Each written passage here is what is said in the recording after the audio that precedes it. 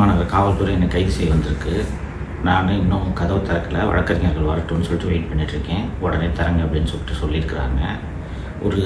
ஒரு மாதம் முன்னாடி அக்டோபர் எண்டில் ஒரு சம்மன் ஒன்று வந்துச்சு ஆதம்பாக்கம் ஸ்டேஷன்லேருந்து, நீங்கள் இந்த வழக்குக்கு வாங்க அப்படின்னு சொல்லிட்டு. அது என்ன வழக்கு அப்படின்ட்டு எடுத்து பார்த்தா, ரெட் அண்ட் ஃபாலோ அப்படின்ட்டு ஒரு படத்தோட தயாரிப்பாளர் புருஷோத்தமன் என்பவர்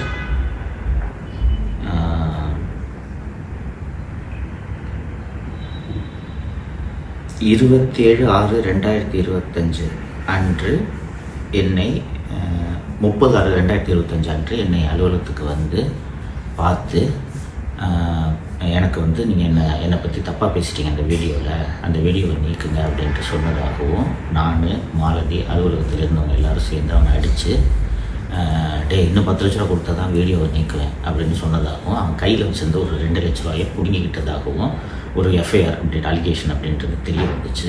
உடனே நான் அந்த சம்மனுக்கு பதில் சொல்லும் விதமாக, இது முழுக்க பொய் வழக்கு, இப்படி ஒரு சம்பவமே நடக்கலை, நீங்கள் சொல்கிற அந்த புருஷோத்தமன்றாலோ யாரோ வரவே இல்லை, இதை என்னோடய விளக்கமாக ஏற்றுக்குங்கன்னு சொல்லிட்டு ஒரு பதில் கடிதம் நான் அனுப்பிச்சிட்டேன். நவம்பர் 1 அன்றைக்கி நான் அந்த ரிப்ளை அனுப்பிச்சிருக்கேன். அதுக்கப்புறம் இது வரைக்கும் எந்த விதமான ஆக்ஷனும் போலீஸ் சைட்லேருந்து இல்லை.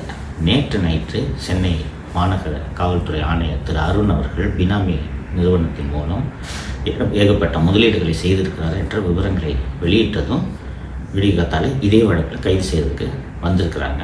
வழக்கறிஞர்கள் வந்த பிறகு தான் கதவை திறக்க முடியும், வெயிட் பண்ணுங்கன்னு சொல்லியிருக்கேன். இது உங்களுக்கான அப்டேட். சவுக்கு மீடியா நேயர்களுக்கு வணக்கம்.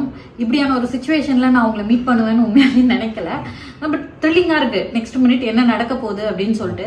சார் அரெஸ்ட் பண்ண வந்திருக்காங்க போலீஸு. அதே எஃப்ஐஆரில் பார்த்தீங்கன்னா என் பேர் இருக்குது, ப்ளஸ் 4 others அப்படின்னு ஆட் பண்ணி இருக்காங்க.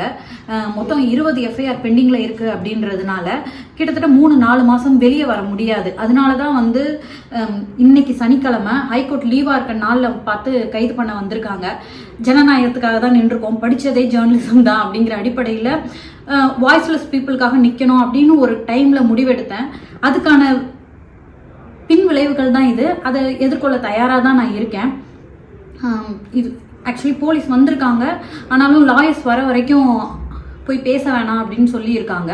ஸோ லாயர்ஸோட கன்சல்ட் பண்ணிவிட்டு அதுக்கப்புறமா அடுத்தடுத்த ப்ராசஸ் நடக்கும் அப்படின்னு நான் நம்புகிறேன்.